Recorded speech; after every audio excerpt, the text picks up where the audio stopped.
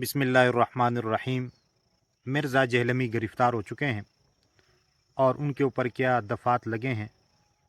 तो अब जो है ना मुफ्ती अब्दुल वाहिद कुरैशी साहब ने भी उसको चैलेंज किया है कि अदालत में मैं आपके साथ मुनाज़रे के लिए तैयार हूँ। तो आप सुने इनकी बातें, फिर मज़ीद बात करता हूँ। तो आइए सुने। और अगर मिर्जे में जुर्रत नाम की चीज है ना, ये सारे कानूनी चोराजोइयों के बाद आपका ये भाई मौजूद है। अदालत आलिया का कटहरा हो और हमें अदालत आलिया में बुलाया जाए, हम इनसे बात करने के लिए तैयार हैं। इसका जितना सहाबा, अहले बैत और रसूलुल्लाह और सबके लिए इसकी गुस्ताखियां और बदमाशियां मौजूद हैं, उसके लिए हुकूमत ने हाथ डाला है। शाबाश, जबरदस्त।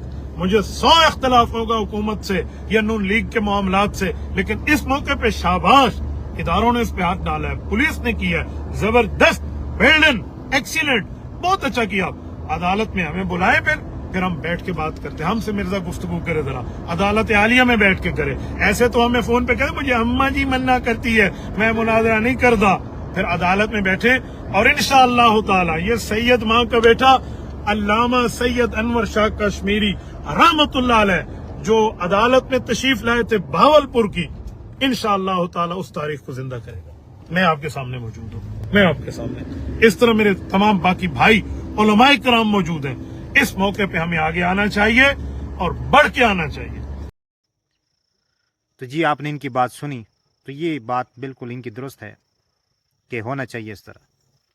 दूसरी बात मुझे जो समझ आई, एक हदीस है जिसमें अल्लाह के नबी सल्लल्लाहु अलैहि वसल्लम ने फरमाया, मन आदली वलियन फ़क़द आज़नतुहु बिल हर्ब, औ कमा क़ाल, कि जो मेरे वलियों के साथ दुश्मनी रखता है तो अल्लाह रब्बुल इज़्ज़त फरमाते हैं कि मेरी तरफ से उनके लिए ऐलान जंग है।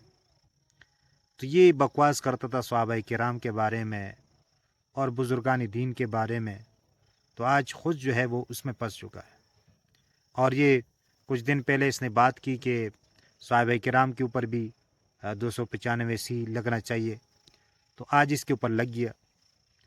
तो इससे ये बात साबित होती है कि बुज़ुर्गों के ख़िलाफ़, औलियुल्लाह के ख़िलाफ़ और सहाबा किराम के ख़िलाफ़ बात करना, ये अपने आप को नाकामी के अंदर गिराना है और अपने पाँव पर कुल्हाड़ी मारनी है। तो इसलिए इन चीज़ों से अपने आप को बचा के रखना है, और जो लोग इस तरह बात करते हैं उनको सुनना ही बंद कर दे। अल्लाह ताला से दुआ है कि अल्लाह ताला हम सबको अपने हिफ्ज़ व अमान में रखे और हमें इस तरह के गलत अक़ाइद से महफूज फरमाए, और अल्लाह ताला हम सबको दुनिया और आखिरत में आफ़ियत के साथ रखे। आमीन सुम्मा आमीन या रब्बल आलमीन।